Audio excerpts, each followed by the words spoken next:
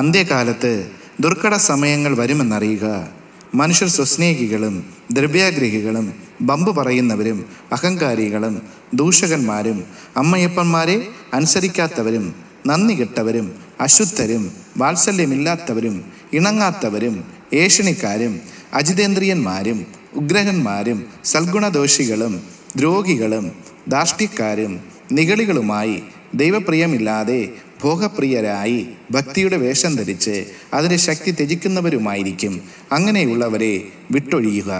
തീമോഥെയോസിന് എഴുതിയ 2-ാം ലേഖനം 3-ാം അധ്യായം 1 മുതൽ 5 വരെയുള്ള വാക്യങ്ങൾ.